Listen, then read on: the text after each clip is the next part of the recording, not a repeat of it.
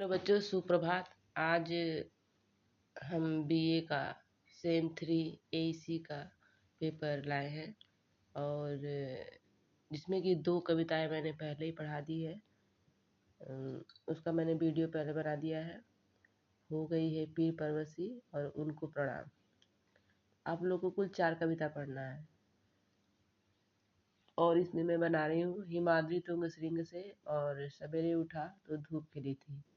सब हिमाद्री तुंग श्रृंग से जो कविता है वह जयशंकर प्रसाद की कविता है और सवेरे उठा तो धूप खिली थी वह अगे जी की है।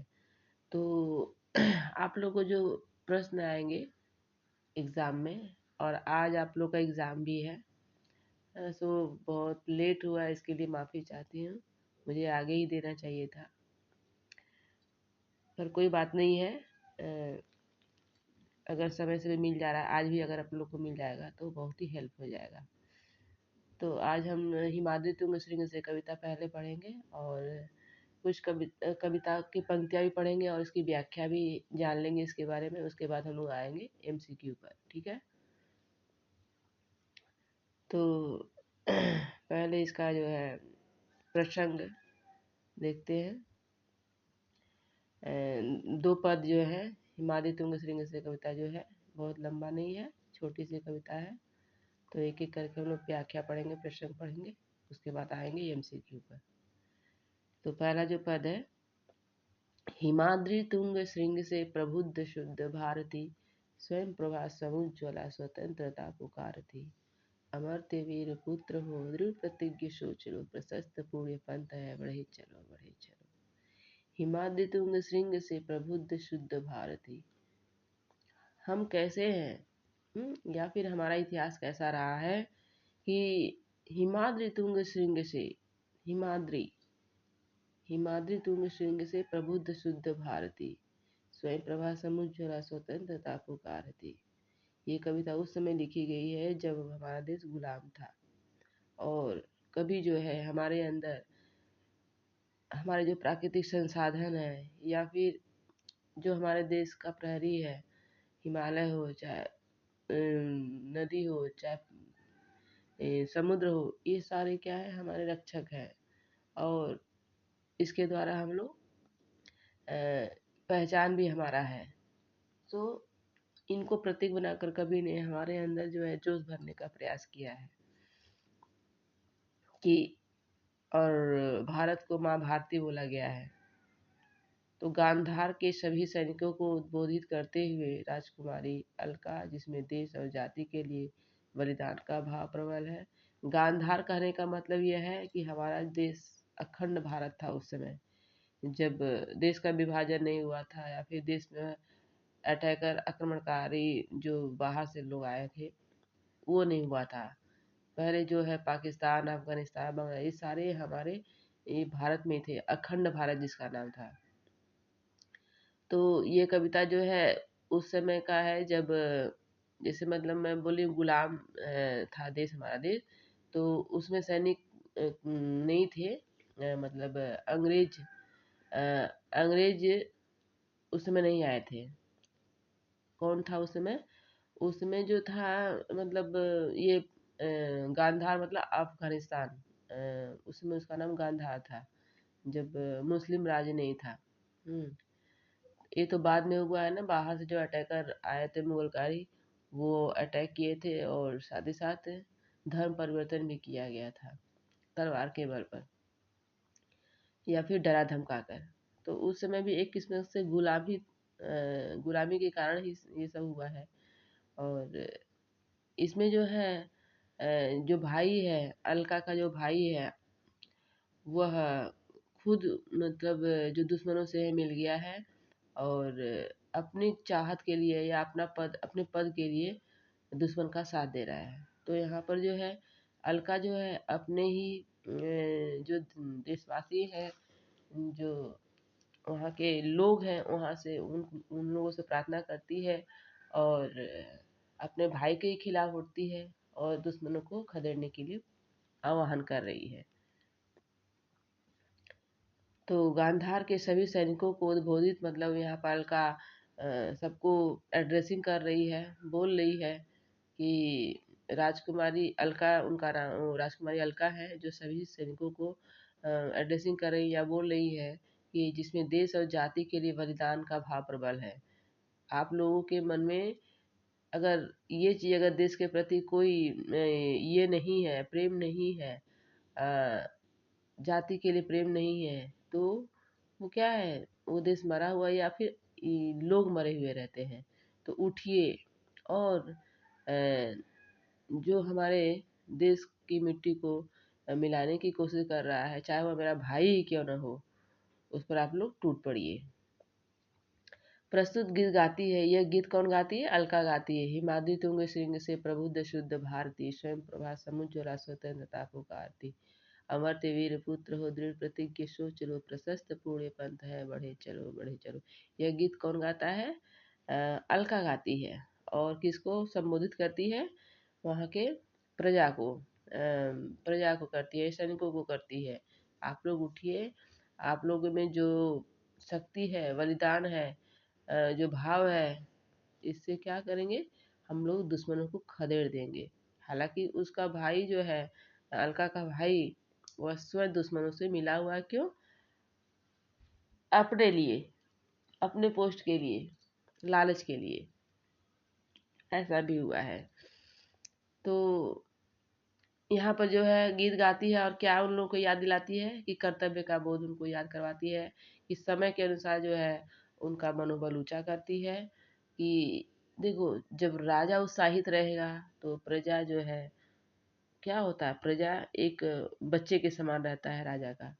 तो चाहे वह औरत ही क्यों न हो, अगर वो भी, अगर उनके मन में भाव भरती है वीरता का या फिर उत्साह का, तो जरूर वो देश या राज्य कामयाब होता है। तो यहाँ पर जो है अलका गाती है गाना, जो हिमाद्री तुंग श्रृंग से है। और किसके खिलाफ गाती है? जो गांधार, यह गांधार मतलब अफगानिस्तान का, अफगानिस्तान की कहानी है। और उस पर अटैक हुआ है या फिर उसका भाई जो है दुश्मनों से मिला हुआ है, मिल गया है अपनी लालच की वजह से, कि उसको राजा का पद या फिर पैसा रुपया जो कुछ भी मिलेगा। तो यहाँ पर व्याख्या में है, पर्वतराज हिमालय के ऊंचे शिखरों से ज्ञान और पवित्रता की मूर्ति देवी सरस्वती, जो अपने प्रकाश से स्वयं प्रकाशित है, स्वतंत्रता का प्रतिरूप है। पर्वतराज हिमालय, यहाँ पर हिमालय का वर्णन किया गया है। और इससे हम लोग क्या लेते हैं, सीख लेते हैं कि जैसे हिमालय जो है अपनी जगह से हिलता डुलता नहीं है, कुछ भी हो जाए, आंधी तूफान, कुछ भी प्राकृतिक आपदा आ जाए, वो हिलता डुलता नहीं, वैसे ही हमें भी होना पड़ेगा या होना चाहिए। यह स्वतंत्रता का प्रारूप है, प्रतिरूप है। प्रत्येक भारतवासी से पुकार कर अलका कहती है कि तुम न केवल साहसी और वीर और अमरों की संतान हो, बल्कि केवल देव जाति के रक्त से उत्पन्न कालजयी हो, वरन अपने निश्चय पर अड़िग रहने वाले भी हो। देव जाति के रक्त मतलब हमारी जो जाति क्या है, हम लोग देव की संतान है, ऋषियों की संतान है।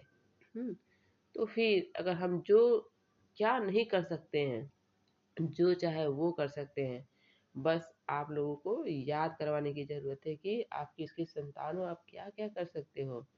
और वीर पुरुष मृत्यु पर विजय प्राप्त, अगर हम इस काम में अगर हम अपने आप को खोते भी हैं और मृत्यु भी प्राप्त करते हैं, तो उस पर हम लोग विजय प्राप्त करते हैं, क्योंकि मरने के बाद भी आप लोग याद किए जाएंगे। दृढ़ संकल्प के साथ बढ़ने वाले न तो अपने मार्ग से विचलित होते हैं, हाँ, इधर उधर हिलते हैं। आपने जो संकल्प कर लिया, सो आगे पीछे सोचना नहीं है। और न तो पांव पीछे की ओर रखते हैं, कभी वह पीछे तो देखते ही नहीं है, एक बार जो बोल दिया सो बोल दिया है, ऐसे वीरता की निशानी होती है। भारतीय पांव बढ़ाकर पीछे नहीं हटते, इसका इतिहास इसका साक्षी है। कर्तव्य का पवित्र मार्ग मुक्त रूप में है, तुम्हारे सामने स्वागत के लिए फैला हुआ है। आज तुम्हारी जरूरत है, आज तुम्हारा इम्तिहान है, परीक्षा की घड़ी है। और इसके स्वागत के लिए ये जो समय है खड़ा है। और आप लोग उठिए और दुश्मनों को यहाँ से खदेड़ भगाइए। एक बार सोच लो, पूर्व पुरुषों की परंपरा से अपने को मिलाकर यदि तुम अपने जातीय गौरवपूर्ण इतिहास को स्थायी रखना चाहते हो तो अपने समयोचित त्याग और बलिदान के मार्ग पर बढ़ो और बढ़कर सफलता तथा सम्मान का अर्जन करो। अन्यथा तुम किसी भी निर्णय के लिए स्वतंत्र हो। इतना वो समझा रही अलका कि ये कैसे कैसे अपने राज्य के लिए, देश के लिए आपको आपको कर्तव्य निभाने हैं। इतना समझाने पर भी अगर आप लोग मेरा साथ नहीं दे रहे हो तो फिर आप लोग इसके लिए स्वतंत्र हो। आप साथ दे भी सकते हो, नहीं भी दे सकते हो। मेरा काम था आप लोगों को याद करवाना, आपका इतिहास याद करवाना। इसके बाद मैं आप लोगों पर छोड़ती हूँ कि आपको क्या करना है। पर उचित कर्तव्य पालन के मार्ग का सही चुनाव ही तुम्हारे लिए श्रेष्ठ और योग्य है। लेकिन अगर आप लोग अपना अस्तित्व चाहते हैं, अपने आप को चाहते हैं, अपने आप को मिटाना नहीं चाहते हैं, तो जो कर्तव्य कहता है, धर्म कहता है, उस पथ पर आप लोग आगे बढ़िए, वही श्रेष्ठ मार्ग है।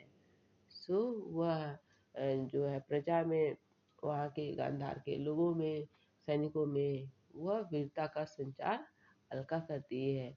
हालांकि वह एक युवती है, वह उन मतलब हालांकि अगर हम लोग एक गहराई में जाए तो शादी के बाद लड़कियां अपने घर चली जाती हैं या फिर उनको राज्य से मतलब, लेकिन यहाँ पर क्या अलका अपने देश से, हाँ, अपनी मिट्टी से कितना प्रेम करती है कि अपने भाई के खिलाफ भी वह खड़ी हो जाती है अगर वह गलत है तो यह बहुत बड़ी बात है कि अलका का जो आज हम लोग पढ़ रहे हैं इतिहास, आज वह श्रेष्ठ काम की है, योग्य काम की है, तभी आज हम लोग उसको इतिहास में देख रहे हैं। और जो गलत काम किया है उसको भी हम लोग पढ़ रहे हैं, लेकिन क्या है, उसको हम लोग मरा हुआ के समान जानते हैं, उसको हम दुश्मन के समान जानते हैं, चाहे उसका भाई ही क्यों ना हो। सो अपना कर्तव्य और धर्म, ये दोनों चीज़ें जो है बहुत ही सही निभाइए और आप मरने के बाद भी जीवित रहोगे अच्छे कर्मों के द्वारा। तो दूसरे पद में आते हैं हम लोग, और अलका फिर क्या कहती है, असंख्य कीर्ति रश्मिया विकीर्ण दिव्य दासी शपुत मातृभूमि के रुकुन शूर साहसी अराति सैन्य सिंधु में सुवाड़ वाग्नि से जलो प्रवीर हो जई बनो बढ़ी चलो बढ़ी चलो। एकदम सोचो नहीं, बिल्कुल सोचो नहीं और आगे बढ़ते जाओ, आगे बढ़ते जाओ। तुम्हारी असंख्य कीर्ति रश्मियां हैं, बहुत सारी कीर्ति रश्मियां हैं। विकीर्ण दिव्य दासी सपूत मातृभूमि के, तुम्हारी जो कीर्तियां हैं असंख्य हैं, गिनने नहीं पाओगे। तो तुम तनिक भी सोचो नहीं, तुम तो शूर हो, वीर हो, साहसी हो। फिर सोचने का यहाँ समय नहीं है, करने का समय है। अराति सैन्य सिंधु में, अराति अराति सैन्य सिंधु में स्वाड़ वाग्नि से जलो। इन दुश्मनों के बीच में स्वाड़ वाग्नि से मतलब कभी बुझो नहीं, हमेशा जलते रहो, दुश्मनों पर टूट पड़ो, प्रवीर हो, तुम वीर बनो, जयी बनो, कभी हारने वाला ना बनो। तो इस तरह करके गीत गा गा कर मतलब क्या होता है, इसको बोला जाता है, हम लोग अगर हिंदी साहित्य में पढ़ते थे तो हिंदी साहित्य के इतिहास में ये था ना कि मतलब गीतों के द्वारा हम सैनिकों में उत्साह भरते थे, हाँ, गाना के द्वारा। तो फिर यहाँ पर अलका वही काम कर रही है, अपने सैनिकों में वीरता का, उत्साह का भाव भर रही है। इसमें जो जयशंकर प्रसाद का जो नाटक है चंद्रगुप्त का, चौथा अंक के छठा दृश्य से ये लिया गया है। इसी छोटा सा ये कविता है जो कि ये चंद्रगुप्त का जो नाटक है, चंद्रगुप्त नाटक है जयशंकर प्रसाद का, उसके चौथे अंक के छठे दृश्य से लिया गया है। जो प्रयुक्त गीत का अंतिम अंश है ये। असंख्य कीर्ति रश्मिया, असंख्य कीर्ति रश्मिया विकीर्ण दिव्य दासी। सो बहुत ही अच्छी कविता है जो कि अभी समझ में आ रहा है हम लोग को कि भारत कितना बड़ा देश था हमारा। ये सारे जो थे भारतीय उपमहाद्वीप की संज्ञा इसे दी जाती थी। अखंड भारत जिसका नाम था, पाकिस्तान, अफगानिस्तान, बांग्लादेश, श्रीलंका, इस सब, बर्मा, इस सब हमारे थे, सब हमारे थे। गांधार की राजकुमारी अलगा, जिसमें देश और जाति का प्रेम पूर्णता को प्राप्त है। गांधार की जो राजकुमारी अलका है उसमें किसी प्रकार का कूट कूट कर संदेह ही नहीं है कि देश के प्रति वो क्या कर सकती है। कूट कूट कर उसके में देश प्रेम भरा हुआ है। और उसका उल्टा उसका जो भाई है वह लालची है, दुश्मनों से मिल गया है, और उसी को हटाने के लिए वह सैनिकों से आह्वान कर रही है, प्रार्थना कर रही है, उनमें उत्साह भर रही है। अपने समस्त सैनिकों को उद्बोधित करते हुए प्रस्तुत गीत गा रही है। कह रही है कि तुम जिन पूर्वजों की संतान हो, उनकी यश गाथाएं अपने दिव्य प्रकाश से आज भी मानव जाति का मार्ग निर्देशन कर रही है। आज हमारा उत्साह बढ़ा रही है। आज हम जब उनके इतिहास जब हम पढ़ रहे हैं तो हमारे में एक अलग से ऊर्जा छा जा रही है। तुम उनके यश के दिव्य मार्ग पर बढ़ो और नित्य प्रकाशित यश अर्जन करो। तुम देश के सच्चे सपूत हो। तुम में शौर्य, साहस, पौरुष, पराक्रम और रण कौशल है। तुम वीरों में श्रेष्ठ हो, सच्चे योद्धा हो। रुकना और विचारों में खोना तुम्हारे लिए अशोभनीय है। कर्तव्य का निश्चय हो चुका है। पूर्वजों के कर्तव्य पथ पर बढ़ो और अक्षय मतलब क्षय न होने वाली कीर्ति अर्जित करो। तुम कुछ ऐसा काम करो कि न रह कर भी तुम रहो। हाँ, सो इतना वह लोगों में ये भाव भर रही है कि सचमुच में वह दुश्मनों को लोग खदेड़ देंगे। शत्रु की विशाल वाहिनी से विचलित होना तुम्हारा स्वभाव नहीं है। अगर तुम देखो कि बहुत बड़ी सेना है, बहुत बहुत बड़ा, बहुत मतलब क्या है, उन लोगों में ज्यादा उत्साह है, सो ऐसा नहीं है। तुम्हारी जो कहानी है, तुम्हारा जो इतिहास है, बहुत ज्यादा सैनिकों का नहीं है, लेकिन उत्साह से भरा हुआ है। तुम्हारे में एक सैनिक 100 सैनिकों के बराबर है। सो तुम सेनाओं को देखकर, भीड़ को देखकर कभी विचलित मत होना। तुम सुपार्णवाग्नि ज्वाला के समान जलकर अपने रण कौशल से, पौरुष और पराक्रम से उन्हें समाप्त कर डालोगे। स्वयं समाप्त हो जाएंगे और तुम सकुशल विजयी बनकर एक श्रेष्ठ और कुशल योद्धा के रूप में मान पाकर निखरोगे। अतः कर्तव्य के पथ पर अविलंब बढ़ो और अपनी जातीय परंपरा की रक्षा करो। सो इस तरह जो है भाव जो है सैनिकों में भरना बहुत बड़ी बात होती है। एक युवती के लिए, एक औरत के लिए, एक राजकुमारी के लिए अगर हम कहेंगे कि नहीं उनको क्या कमी है, हर चीज़ उनके पास है, उनका जीवन जो बहुत सुखी, सो ऐसा नहीं है। अ, उनको भी अपने देश, दुनिया, ये सारी चिंता है, तभी तो लोगों में ये सारे भाव भर रही हैं। उनको चिंता है कि अगर हमारे राज्य प्रदेश पर आक्रमणकारी बाहर के लोग आ जाएंगे तो फिर हमारा जीवन क्या हो जाएगा, बहुत ही त्रस्त हो जाएगा, दुखी हो जाएगा, और मेरा राजकुमारी रहना और न रहना बराबर हो जाएगा अगर हम गुलाम हो गए तो। सो बहुत ही सुंदर अलका का यहाँ पर कैरेक्टर है, चरित्र है, और इससे हम लोग सीख भी लेते हैं कि कैसे अपने देश से प्रेम किया जाता है। अब आ जाएंगे हम लोग एमसीक्यू क्वेश्चन पर, जो कि आप लोगों का 4 उसमें रहेगा, ऑप्शन रहेगा, और एक आपको सही उसमें टिक करना रहेगा, लिखना भी नहीं रहेगा। सो आज स्टार्ट करते हैं ज़्यादा बात न करके। हिमाद्री तुंग श्रृंग से किस विद्या की रचना है? तो सही कविता है। हिमाद्री तुंग श्रृंग से कविता के कवि कौन है? जयशंकर प्रसाद। भारतीय सपूतों से कौन पुकार कर कहती है कि जय बनो भारती? हिमाद्री तुंग श्रृंग से राष्ट्रीय भावना से प्रेरित इस कविता का वाचन चंद्रगुप्त नाटक में किसके द्वारा होता है? राजकुमारी अलका द्वारा। हिमाद्री तुंग श्रृंग से कविता जयशंकर प्रसाद के किस नाटक में है? चंद्रगुप्त। हिमाद्री तुंग श्रृंग से कौन किस लिए पुकारती है? भारत माता स्वतंत्रता के लिए पुकारती है। यहाँ पुकारती देखा, पुकारती होगा। इन पंक्तियों में कौन सा काव्य गुण है? हिमाद्री तुंग श्रृंग से प्रबुद्ध शुद्ध भारती स्वयं प्रभा समुज्ज्वला स्वतंत्रता पुकारती, ओज गुण है। हिमाद्री तुंग श्रृंग से प्रबुद्ध शुद्ध भारती स्वयं प्रभा समुज्ज्वला स्वतंत्रता पुकारती किस रचना से तथा किसकी रचना है? चंद्रगुप्त की, चंद्रगुप्त नाटक से है, और ये जयशंकर प्रसाद की रचना है। हिमाद्री तुंग श्रृंग से कविता कौन कहता है? अलका। हिमाद्री तुंग श्रृंग से कविता किस रस का उदाहरण है? वीर रस का।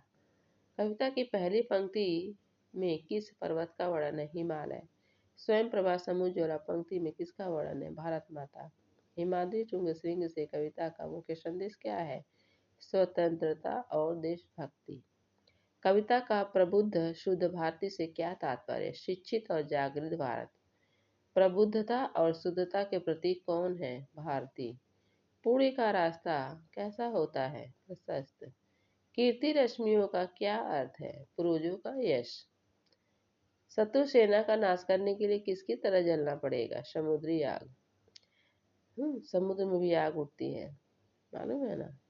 तो हमको जलना किसकी तरह जलना पड़ेगा? समुद्री आग की तरह। पानी है फिर भी उसमें चलते रहो। स्वतंत्रता की पुकार कहाँ से आ रही है? हिमाद्री तुंग श्रृंग से, मतलब हिमालय से। हिमाद्री तुंग श्रृंग से कविता के अनुसार पुण्य का पंथ कैसा है? प्रशस्त है।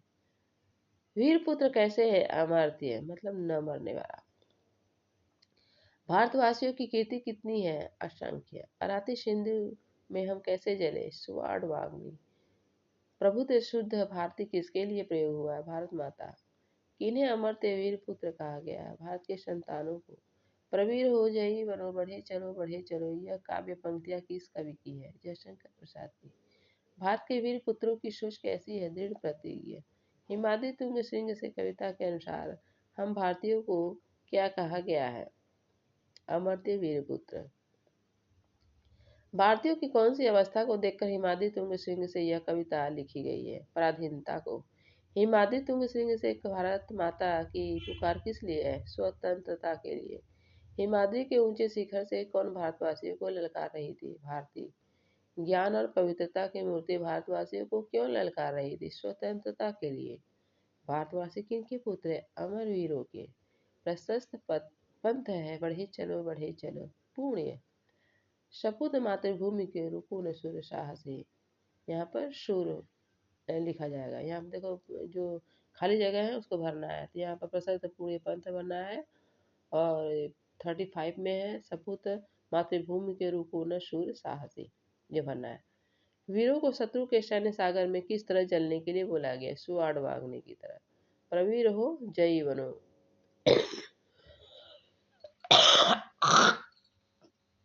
बढ़े चलो बढ़े चलो, ठीक है, सॉरी। कविता में अमर्त्य वीर पुत्र किसे कहा गया है? भारतवासी को। प्रबुद्ध शुद्ध भारती कहाँ से पुकार रही है? हिमाद्री तुंग श्रृंग से। कविता के अनुसार हम दृढ़ प्रतिज्ञ क्यों ले? स्वतंत्रता पाने के लिए। हिमाद्री तुंग श्रृंग से कविता कैसा गीत है? उद्बोधन। विदेशी आक्रांता कौन है? सिकंदर। देशद्रोही कौन है? आम्भिक। आम्भिक मतलब हल्का का भाई। अराती का क्या अर्थ है? शत्रु। हिमाद्री तुंग श्रृंग से किस प्रकार का गीत है? यह प्रयाण गीत है। तक्षशिला के राजकुमार विदेशी आक्रमणकारी सिकंदर से मिलकर तत्काल लाभ उठाना चाहता है, पर उसकी बहन अलका इसका विरोध करती है और तक्षशिला के निवासियों को इसके खिलाफ विद्रोह करने के लिए कहती है। अलका इसके बाद यह गीत गाती है कि तुम सूरवीर हो, यशस्वी पूर्वजों की संतान हो। आज हिमालय की ऊंची चोटियों से भी यही पुकार आ रही है कि स्वतंत्रता के लिए संघर्ष करो। यह कविता चंद्रगुप्त नाटक, मतलब चंद्रगुप्त नाटक कब लिखा गया? 1931 के चतुर्थ अंक के षष्ठ मतलब छठवें दृश्य से लिया गया है। स्वयं प्रभा समूह जो है स्वतंत्रता पुकारती। पंक्ति का क्या अर्थ है? स्वतंत्रता स्वयं के प्रकाश से प्रकाशित है और हमें बुला रही है, इसका मतलब यही है। कविता में वाणवाग्नि का संदर्भ किसके लिए प्रयुक्त हुआ है? समुद्र की आग की तरह शत्रुओं का संहार करने के लिए। प्रशस्त पुण्य पंथ है बढ़े चलो में कवि किस रास्ते की बात कर रहे हैं? देशभक्ति और बलिदान के श्रेष्ठ मार्ग की। हिमाद्री तुंग श्रृंग से का शाब्दिक अर्थ क्या है? हिमालय की ऊंची चोटियां। कवि वीरों को दृढ़ प्रतिज्ञ रहने के लिए क्यों कह रहे हैं? लक्ष्य प्राप्ति के मार्ग में बाधाओं से न घबराने के लिए। सो आप लोगों का ये हो गया MCQ क्वेश्चन बच्चों। और यहाँ तो मैंने सिर्फ डायरेक्ट आंसर लिख दिया है, लेकिन वहाँ पर आपका ऑप्शनल टाइप का क्वेश्चन ये रहेगा, क्वेश्चन रहेगा जिसमें कि 4 ऑप्शन रहेगा और एक आप लोग को सही करना होगा। सो मुझे आशा है, पूरा 100% आशा है कि आप लोगों को जितना मैंने पढ़ाया है उससे क्वेश्चन रहेगा, भले ही थोड़ा सा घुमा दिया जाए लेकिन यही से क्वेश्चन रहेगा। आप लोग इसको जरूर पूरा अच्छी तरह से पढ़िएगा, सुनिएगा और परीक्षा में अच्छे नंबर लाइएगा। ठीक है। उसके बाद हम लोग आते हैं सवेरे उठा तो धूप खिली थी। ये किस कवि की रचना है, कविता है? अज्ञे की। अज्ञे जो है इन्होंने प्राकृतिक कविता लिखा हुआ है। और हम जो है प्रकृति से जितना जुड़े, जितना अपने पास रखें उनको, वह क्या है, हमारे जीवन दाता है। प्रकृति हमारे जीवन दाता है। अगर प्रकृति है तो हम है, हम नहीं है तो प्रकृति नहीं है। सो यहाँ पर अज्ञे जी ने एक बहुत ही सुंदर कविता लिखी है। जब हम सुबह उठते हैं तो जब धूप खिलती है तो कैसा माहौल होता है, और हम प्रकृति से सिर्फ मांगते ही हैं और कुछ देते नहीं है, सिर्फ लेते ही हैं। सो जीवन जीने का अगर हम लोग तरीका सीखें तो प्रकृति से अच्छा हमको जीवन जीने का तरीका कोई नहीं बता सकता है। तो यहाँ पर अज्ञे जी ने जो भी उनके मन में आया है, प्रकृति से वो बात कर रहे हैं और जो बातें कर रहे हैं वो हम लोगों से शेयर कर रहे हैं। सो देखिए क्या लिखे हैं।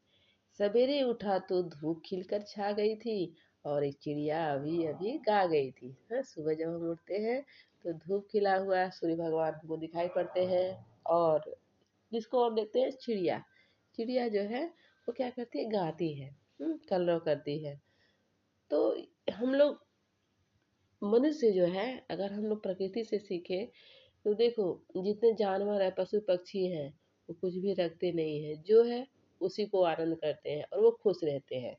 और हम क्या है, हम दुखी रहते हैं। संसार में अगर कोई दुखी है तो हम है, मनुष्य है।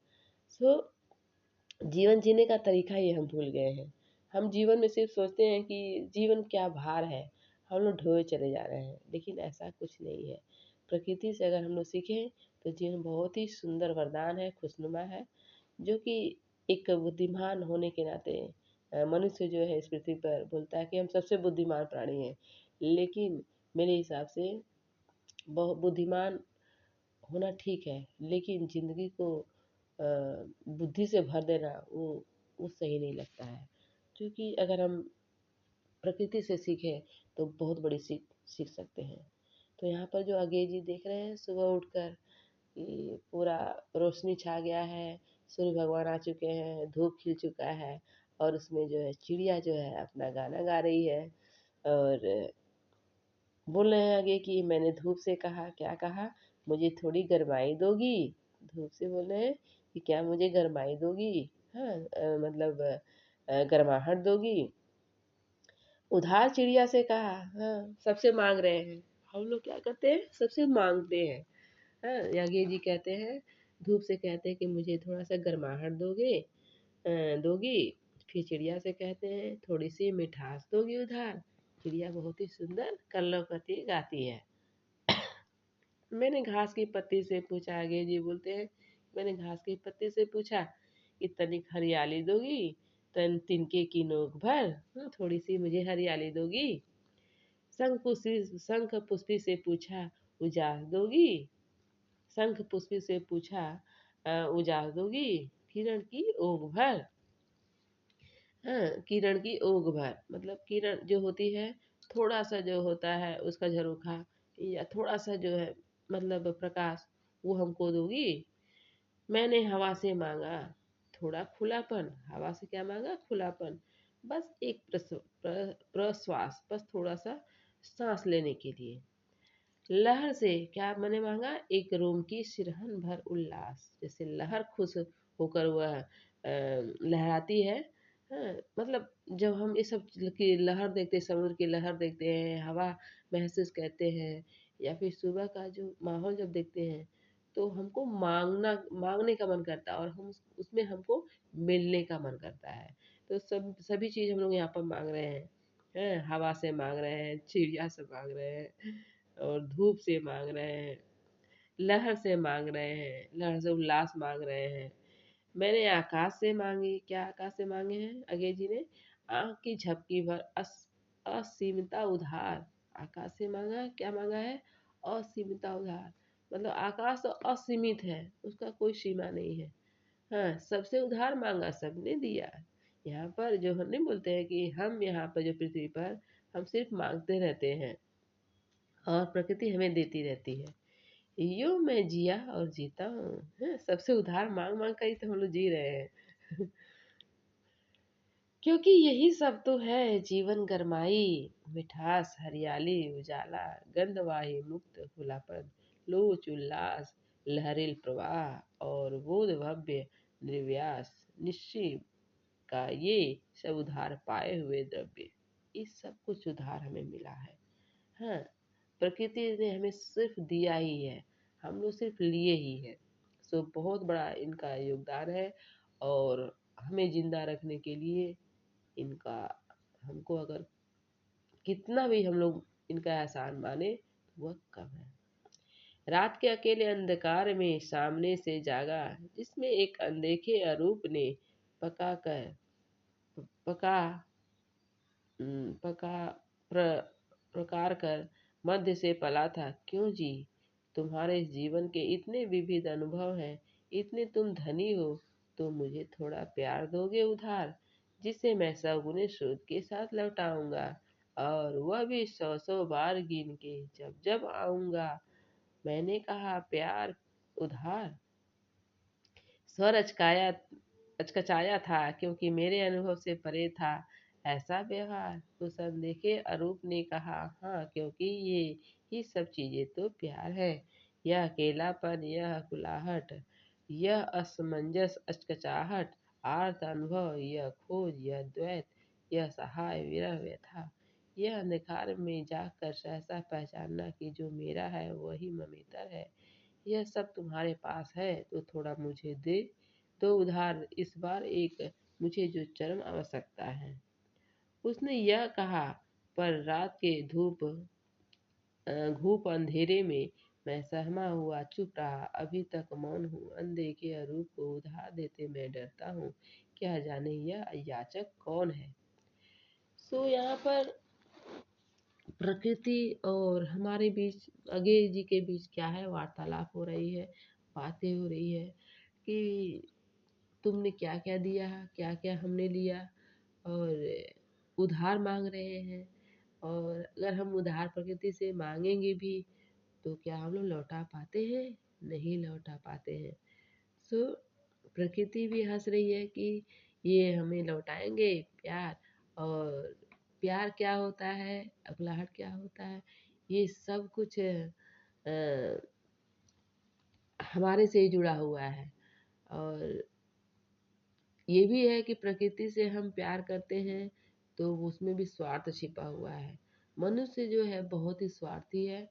वह किसी से प्रेम नहीं कर सकता है, प्यार नहीं कर सकता है। जब तक उसकी आवश्यकता है तब तक वह मीठे मीठे बोल बोलता है, लेकिन जैसे उसकी आवश्यकता खत्म हुई वह अपने स्वार्थ पर अड़िग हो जाएगा।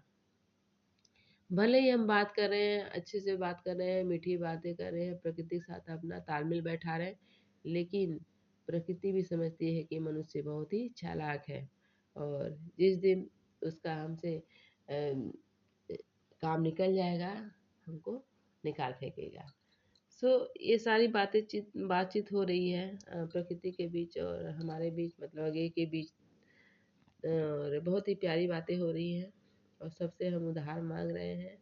और जब सबसे बड़ी बात है, जब हम इस कविता का जो शीर्षक रखा गया टाइटल, सवेरे उठा तो धूप खिली थी। जब धूप खिल जाती है, जब प्रकाश आ जाता है, तो सारी जो अंधकार है, सारी बुराइयां जो है, सब कुछ नष्ट हो जाता है और एक नए दिन की शुरुआत होती है, एक नए एहसास की शुरुआत होती है।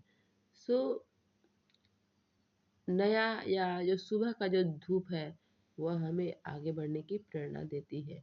और यह भी है कि हम प्रकृति से सिर्फ मांगते ही हैं, हम देते नहीं हैं। सो हमें यह भूलना नहीं चाहिए कि सिर्फ मांगे नहीं, बल्कि प्रकृति को दे और प्रकृति को हमेशा अपने साथ रखें। तो हम लोग इसकी व्याख्या पढ़े, कुछ उसके बारे में हम लोग जाने। अब आते हैं छोटे जो MCQ क्वेश्चन है, जो कि मेन आप लोगों का यही आने वाला है।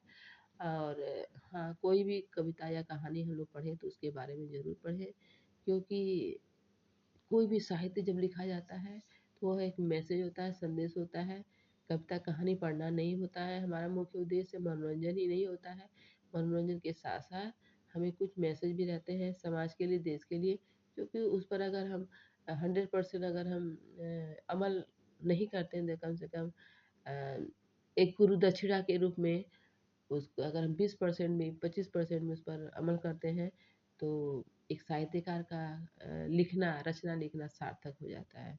सो आप लोग भी प्रकृति के साथ जुड़िए और प्रकृति से सीखिए और उनके साथ एक दोस्त की तरह, मित्र मित्र की तरह रहिए। यहाँ पर क्वेश्चन क्या है, पहला वाला, सवेरे उठा तो धूप खिली थी रचना के आधार पर किस प्रकार का वाक्य है? यह एक संयुक्त वाक्य है। इस वाक्य में तो शब्द व्याकरण की दृष्टि से क्या है? विशेषण है। कवि ने धूप से उसकी तन्मयता क्यों मांगी? ताकि वह अपने कार्यों में पूरी तरह डूब सके। कवि ने घास की पत्ती से क्या उधार मांगा है? उसकी कोमलता। कवि को अनदेखे रूप से क्या लौटाने की शर्त पर उधार मिला है? 100 गुने सूद के साथ। शंख पुष्पी से कवि ने क्या प्राप्त करने की इच्छा की है? उसका अछूतापन और उल्लास। कवि अंत में क्यों सहम गया? ऋण चुकाने की जिम्मेदारी के एहसास से। कवि ने सवेरे उठकर क्या देखा? खिली धूप। कवि ने धूप, घास की पत्ती और शंख पुष्पी से क्या मांगा? तपन। तपन किससे मांगा? धूप से, हरियाली घास की पत्ती से और शंख पुष्पी से नीलिमा। हाँ, शंख पुष्पी क्या देती है? हरापन देती है, हरियाली देती है। कवि को उधार लेने की आवश्यकता क्यों पड़ी? अपने जीवन की रिक्तता को भरने और स्वयं को जीवंत महसूस करने के लिए। उन्होंने प्रकृति से क्या क्या उधार लिया? धूप की गर्माहट, घास की कोमल हरियाली और शंख पुष्पी के फूलों का नीला रंग। शंख पुष्पी कैसा फूल होता है? ये नीला फूल होता है। जैसा फूल रहेगा वैसा ही उसका कलर भी रहेगा।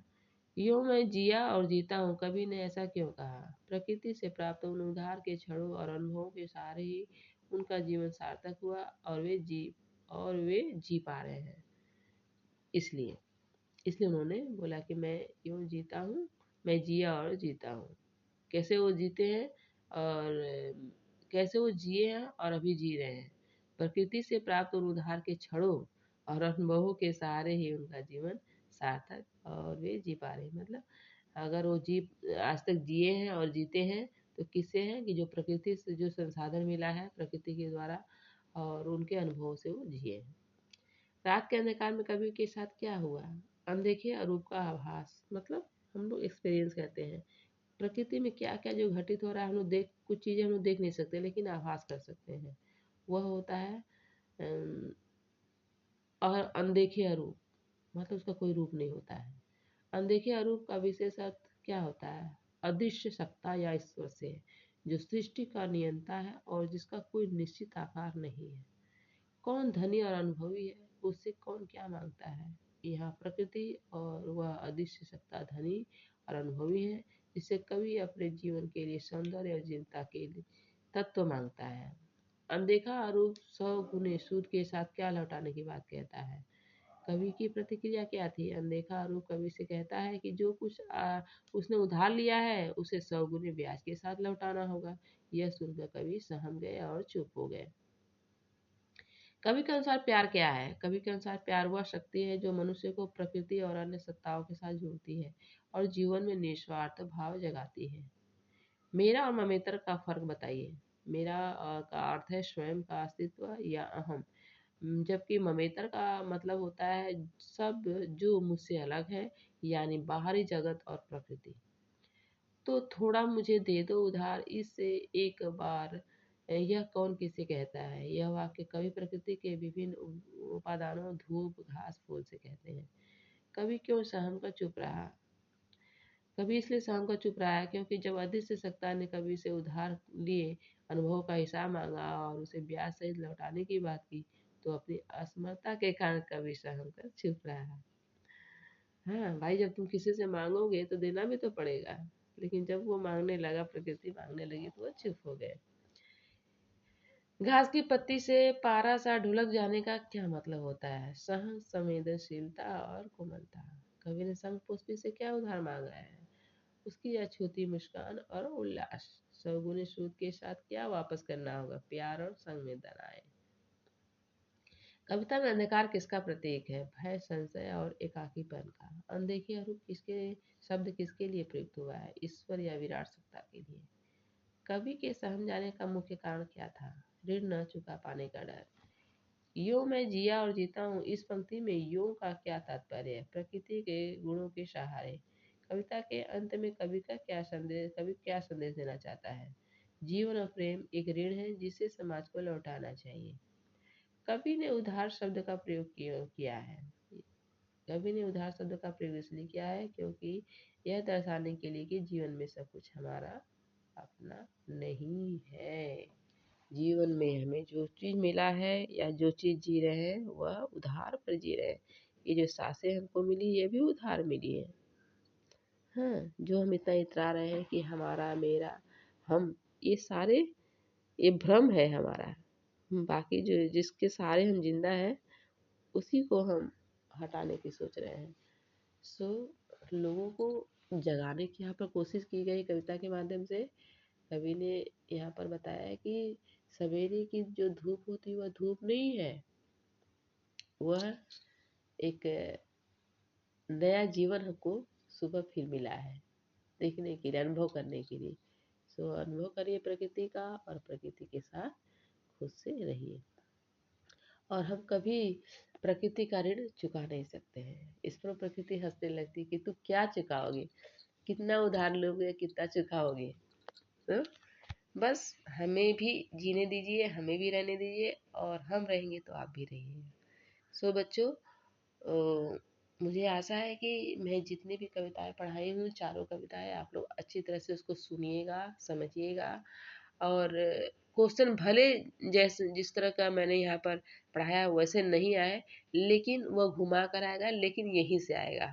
हाँ, अगर आप लोग सारे क्वेश्चन को अच्छे से ध्यान से सुनेंगे, हमारे व्याख्या को सुनेंगे और इसको पढ़ेंगे, तो 100% मैं गारंटी देती हूँ कि 100 में 100 आप लोग का नंबर आएगा।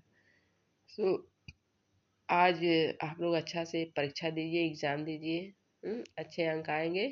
और ग्रामर का जो है आप लोग शुरू से ही पढ़े हैं, संज्ञा, सर्वनाम, क्रिया, विशेषण, अव्यय और पर्यायवाची भी है, उसको भी आप लोग याद कर जाइएगा। पर्यायवाची उसमें जो है देखिएगा सिलेबस में, उसमें पर्यायवाची भी है। सो उसको भी अच्छा से याद कर लिएगा। सब कुछ सिलेबस से ही आएगा, कोई चीज़ बाहर से नहीं आएगा। सो आज के लिए इतना ही, और इसके बाद फिर से वीडियो बनेगा तो मैं उसमें आप लोग फिर से वो करिएगा, सुनिएगा ध्यान से। और मेरे चैनल को आप लोग सब्सक्राइब कीजिए, शेयर कीजिए, लाइक कीजिए, ताकि फिर से अब जब वीडियो आप लोग डिमांड करें कि मुझे ये समझ नहीं आया, चाहे और भी किसी टॉपिक पर, तो मैं उसको बनाकर दे सकूँ। सो आज के लिए इतना ही, धन्यवाद।